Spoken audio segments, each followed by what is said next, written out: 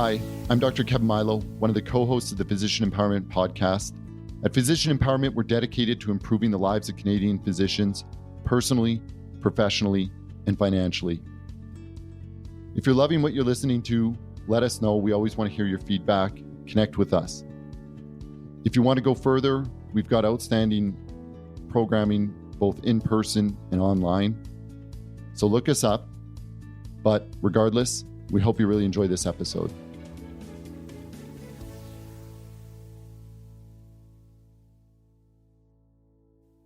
Hi, this is Kevin Mailo. Well, I start off most of our webinars and podcasts, so I'm sure everyone's probably getting tired of hearing my voice. But today I am joined by one of my closest friends, founder of the Primary Medicine Podcast, which if you have not listened to it, it's phenomenal, Dr. Dimitre Ranev. And maybe I'll just give a little bit of history. And I know you've been with us, on and off, with Physician Empowerment for years, but essentially you and I have known each other since our first days of residency back, years and years ago. 2010. Oh my Lord, yeah. Wow, we were the sharpest dressed residents in that whole clinic. We were the sharpest, yeah. Even if we got teased for it. I was just laughing about that the other day. Anyhow, I am so glad you are here because you have done so much in your career. And you have covered such broad practice areas. You continue to change, you continue to evolve. And, you previously had a very dynamic clinic in sexual and trans health. You've had general family practice, you've done executive medicine, you've done it all, Dimitre. But today you want to come on and talk to us about delegation. And before I let you say your howdy do's, I'll just touch base on delegation again, because we have already discussed this on this show. But I think it's so important to hear it from different perspectives because it is key in our personal and professional growth. And it is a major factor in determining our happiness, because if we do delegation properly, what we really buy ourselves is time. And time is truly the thing we are never getting back in our lives. It is our most valuable resource. So with that being said, Dimitre, why don't you talk to us a little bit about where you've been and where you're at now in terms of your practice? Yeah, so I've had a pretty crazy year because I've pretty much had to rebuild my practice bottom up. I've quit my family medicine practice. I had 1,100 patients, and that's where I saw the light when it came to delegation. Because to me, delegation was always this intellectually, it was this very important skill. But actually, viscerally, I experienced how important it is, because if I hadn't learned how to delegate in the past 12 months, I would have gone crazy. And I think that's where I wanted to sort of touch on it again as a doctor, right? Because in delegation, you can define it. Maybe we should define it first. You've defined it before, but you're transferring the responsibility of a task from yourself to somebody else. That's a definition, right? But if you actually look at some of the studies when it comes to delegation, and I've looked at studies that look at both health professionals, doctors, and just professionals in general, there's clear advantages to be able to do this. So if you look at health professionals, so doctors, delegation leads to better patient care. And I'm talking about both hospital teams and primary care teams. It leads to better job satisfaction and better mental health, which I think is quite important. Right. And if you talk about the business side of it, because at the end of the day, a lot of us have a corporation, we're a business. The CEOs of companies that can delegate effectively increase their revenue. They're much more efficient because they can focus on the activities that have the highest return. So that's why I wanted to talk about it again. And I just wanted to go through my experience with it and tell you the advantages of it. I guess what I want to start with, though, and you've seen this yourself, because you're the first person to talk about delegation to me back in our physician empowerment days, is talking to doctors, do you see a lot of resistance to this concept still, delegating tasks? So, yeah, it's interesting. I think we all recognize it. Myself, I think I spent years recognizing the need to delegate and offload, but we struggle to actually do it, to actually pull the trigger and go ahead and hand that task or that decision-making responsibility off. I think because a lot of us are selected highly for perfectionism and selected highly for, being detail-oriented and meticulous, which, as I've said earlier in examples, it works very well in surgery and other clinical scenarios where, you really want somebody who is the most responsible physician being responsible and keeping their eye on the case. But that can negatively translate to other aspects of our life. So my short answer, Dimitri, is I think a lot of us continue to struggle with it, myself included. And I certainly struggled with it as well. But I guess let me tell you about my transition and why I was sort of forced into it. Again, I had a practice of over 1,000 patients, and I decided to stop because it just wasn't working for me. It's not working for a lot of people, unfortunately. That's like a whole other series of podcast episodes talking about the pressures that family doctors are facing across this country, because it's staggering. Yeah, it's staggering. The other day, the other issue with family medicine is it's as a business, it's a failing business. It doesn't make sense, unfortunately. But it wasn't working for me anymore, mentally or physically. So I decided to, by the way, with some of your help, to change my practice. But I wanted to do it right. So I decided, crazy person that I am, to give all my patients 7 months. 7 months in advance. I sent them emails and I sent them letters letting them know that I was transitioning. Of course, what happened, because I'm crazy enough that I was answering patient emails. Like I had actually, all my patients had an email. They could contact me anytime. I started getting 20 to 25 emails to more a week. At some point, I was getting 30 to 40 to 50. Wow. On top of the labs, on top of the forms. And I sat and said, how can I do this? What can I do here? Am I going to be somebody who will spend 12 hours a day dealing with this? Or can I delegate some of this to somebody else? And I think that's the question you should really always ask yourself is, can I delegate this task?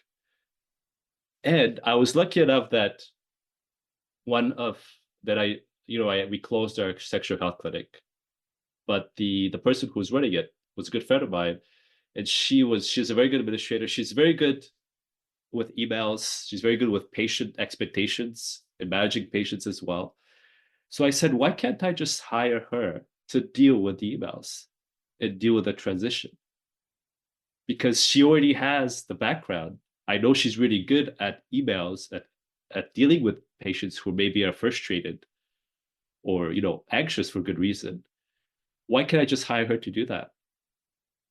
And I did. And thank God that I did, because I was still getting hundreds of tasks, but because I didn't have to spend the extra time writing emails, responding to them, and doing things, and because I could trust her with the medical aspect of it, because I've known her for many years, I saved so much time. Literally, obviously I paid her, so I was saving maybe something like 30 to 40 hours a month. Wow. 30 to 40 hours a month, right? Maybe towards the beginning was 20, but currently in the last few months, it was about 30 hours. 30 hours a month being saved, right? Think about that. People really think about that. What can you do with 30 hours a month? What can you spend them on, right? Exactly. Sleep is one of them. Sleep is one thing, right? I could sleep. I wasn't answering emails till 12 o'clock at night. Spending time with my family, exercising. Even just doing the aspects of your job that you enjoy far more than answering email, right? Right. Exactly. That's the key, right? It's saying, okay, well, I've got so many hours per day. Where do I want to be spending these? What's meaningful to me right now? Yeah, exactly, Kevin. What's meaningful, and by doing the meaningful things and cultivating on those, I think you're more satisfied as a doctor, right? Because you're dealing with the thing that you want to deal with, but at the same time that somebody's taking care of the other stuff. Like, you can still be detail oriented and very perfectionist. You just might need some help. Yeah, it's okay to get help. Well, and realizing that maybe somebody who has the mental bandwidth to do that particular task is going to do it better than you. Right. Which again, we don't always appreciate in the moment when we're struggling to let go of something. So, Dimitri, how do you know what to delegate, or or what things can be delegated? You talked about emails. But like, how have you gradually sort of parceled things off to other aspects of your practice or professional life? I've opened the delegation Pandora's box, and now it's just flowing everywhere. So if I could delegate something, it's gonna get delegated. Obviously, when it comes to family, friends, you don't delegate, right? That's a rule I have. That's a rule that's gonna stick. You still drive your parents to the airport. Right. That's it. But everything else, I ask myself, can I delegate this? In fact, in Quebec, I don't know if it's the same where you're at, but pharmacists can titrate doses of medications. You know, like when you prescribe an ADHD medication, Yeah. you can actually in Quebec write a dose titration for that. Wow. They can go to the pharmacist and they can increase it. Of course, as a doctor, you have to have some trust there. Yeah. And that's fine. I mean, maybe you don't have it, but it's so much easier. Blood pressure, diabetes, all these medications can actually be taken over by a pharmacist, right? Yeah. No, it's very true. It's very true. The other thing I'm actually going to start delegating, and we did it a bit, is taking notes with ambient AI. I hate taking notes. I don't know about you, but my notes are getting shorter and shorter, even though I'm spending more time with patients and talking more to them, which should be the other way around. But I'm really excited because ambient scribe lets me talk to the patient, concentrate with them, and it makes the note. That's beautiful. I don't have to type, right? No, that's beautiful. And talk about like some more peripheral aspects. I mean, you mentioned email. I mean, we've talked about bookkeeping before, professional services from accountants, lawyers, that sort of thing. I think are so key, in terms of offloading this. I think one important thing to talk about it when we talk about delegation is it's not just tasks. That if you bring on the right team, and and we're going to talk about defining goals in just a second here, but if you bring on the right team, then you can delegate the decision making, which I really think is so powerful, right? Because we don't appreciate the toll that decision making takes on us, right? And it's not just the hours in a week that we spend thinking about a problem, but it's also the stress that comes with it that we're not even aware of, that it's sitting in the back of our minds, delaying our sleep, causing us to drift off during family time. Right. So I think that is a key component. No, I agree with you, and again, that's why it's important to start building a team to help you, because the more they know you, the more you know them, the more you can trust each other, and the more they can make decisions for you that you can trust in, right? Because decision making is tough. I agree with you. We're overwhelmed with choice, right? It's in our modern lives. Like even just go walk down a grocery aisle and see how many different selections of basically the same product you can get.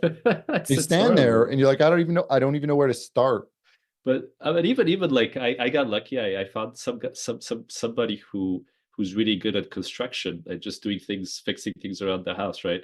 And I hate doing that, and I'm bad at it. I know you're into it. I know you like fixing things and you're really good, but like I can't even hammer anything.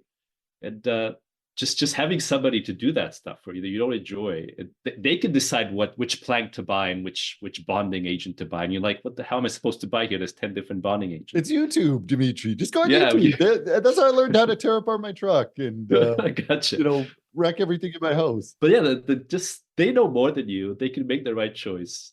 They don't spend 20 minutes at the hardware store choosing between this paint and that paint. They know what they're doing. I agree with you. The choice is overwhelming. I mean, it's the decision making. So when you decide to delegate something to somebody, you talk about defining the desired outcome. And I think that's very important. Like we need to know that in our heads very clearly before we start handing it off to the person that's going to be handling it. So do you want to just talk to us a little bit about what that means practically speaking? Because I think this is the thing many of us struggle on. We're like, oh, great, I'm going to delegate. And then the minute it comes to deploying the strategy, that's when we start to feel like, okay, you know what, maybe I should just take this over.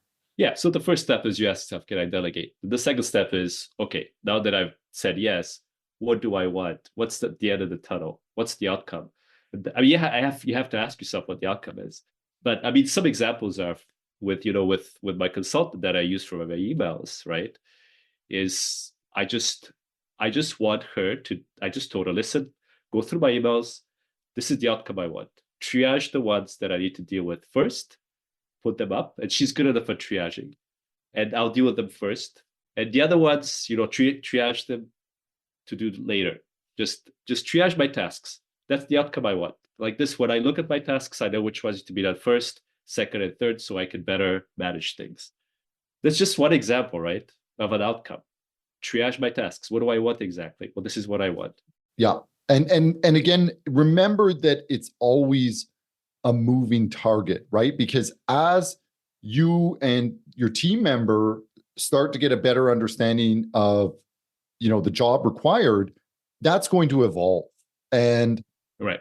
And so realizing that delegation is rarely it's not a one-time conversation. It's an ongoing dialogue. But effective delegators don't find that stressful. Exactly. That they actually say, okay, now the emphasis is on this. We're doing a great job here, or we need to address this, is a little bit more urgent, or we need to work on this, right? Because you do have to be prepared, I think, to provide feedback, because if you're not, at some point, you're just going to take over the task and let the person go. So just having a very open, frank dialogue and conversation back and forth on an ongoing basis is, I think, very useful, at least in my delegating journey, for sure. I agree with you. You need to have a very clear communication channel. So, for example, again, I'll give you the example of the consultant helping me close the practice. We have WhatsApp. We have a private channel, and it's WhatsApp. She sends me messages at any time, and then I respond to her really quickly, right? And the more we did this together, the less she had questions, right? Because we're teaching each other. I'm teaching her how I work. She's teaching me how she works. So it's really important to communicate. It's really important at some point to sit down, maybe once a month, just to make sure things are on track. And yeah, the other big reflection is that this takes time. Right. It does. So be patient. Very often we are delegating things that we know automatically, but it did not come that way, right? I mean, think about when you have a learner on shift, right? Right. I mean, she or he is new to all of this. And so it is going to be overwhelming. It's going to take them time. They're going to make mistakes. So be kind. And the same goes with the people that we're delegating to, right? And, I know that as we've grown the physician empowerment team and brought on additional support and staff, it's just like, oh no, we'll get there. I understand this takes time to learn how the company operates. So that's where I think it's good to just give yourself a little bit of breathing space, give your team member some breathing space, and we'll just take some time. Yeah. It's not going to happen instantaneously. But it will happen if you give it time. But you're right, allow for failure. Think about when you were a medical student or a resident, we forget so quickly, but we made mistakes, right? Yeah. And the best way to learn from those mistakes is to talk them out. So allow for failure, take the time, and I promise you, having gone through the process, if you put the time in, it's going to come back to you in spades. You'll save time. Truthfully, you will save time at the end of this. And I think the last thing I would say, right? The last thing I would say here is just be very grateful.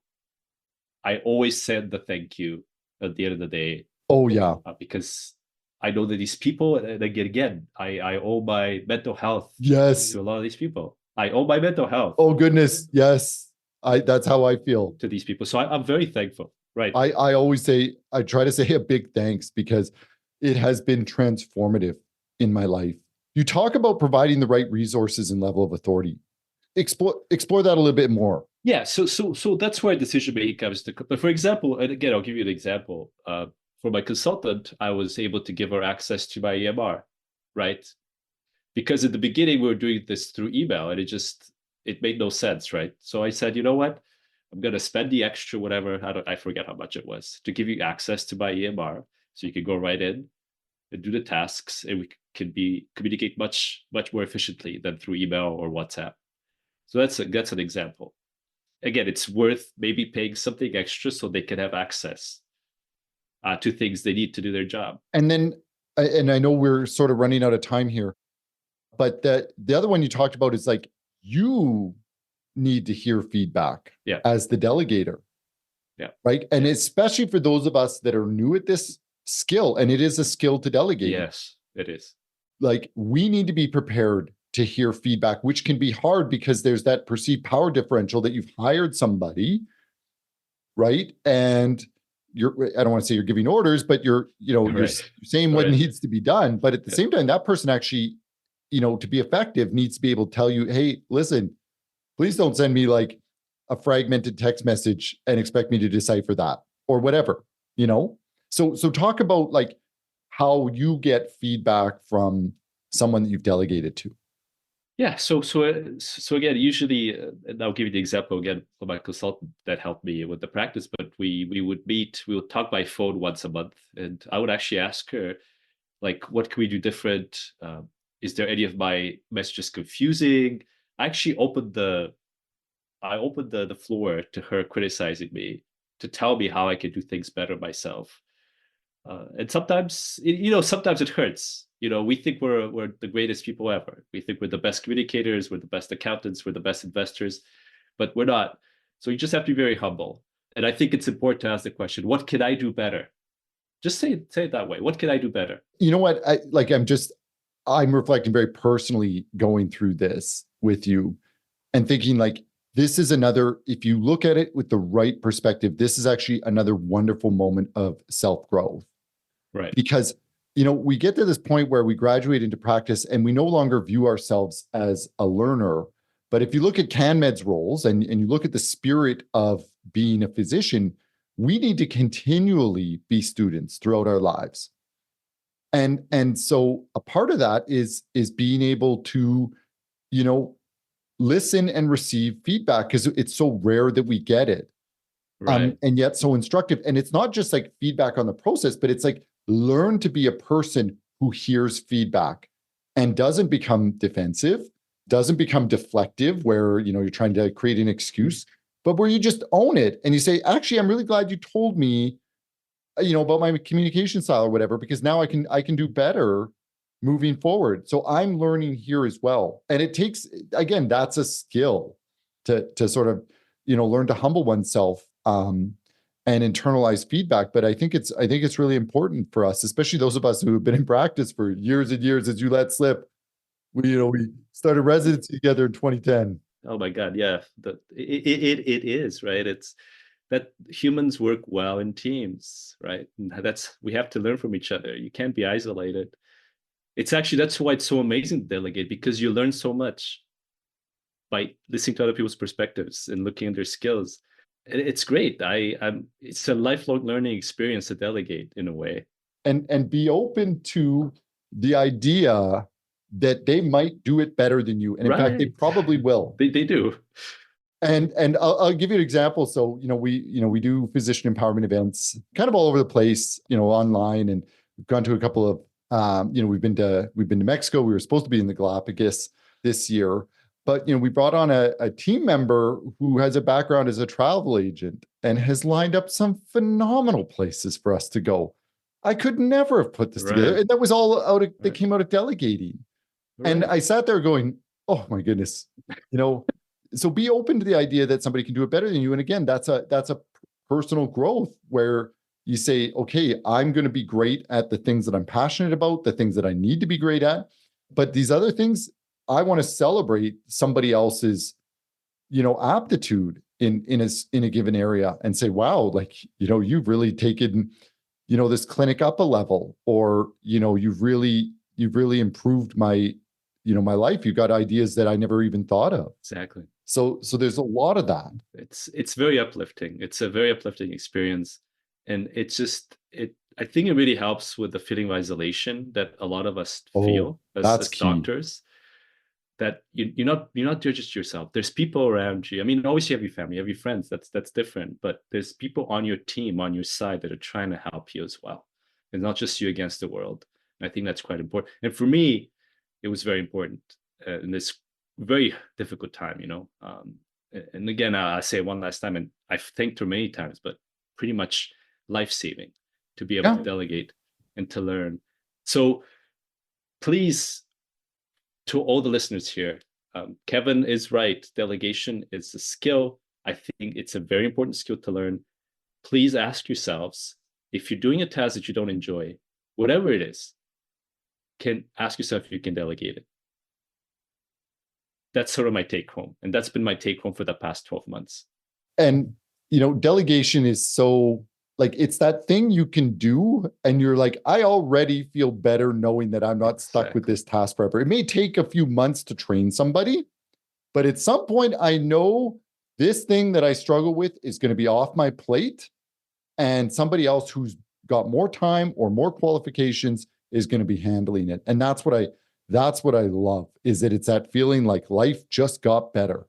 And you are worth it, right? I mean, I'm talking to our listeners. You deserve to have this, for the stress of the job that we have as physicians, you deserve to have it.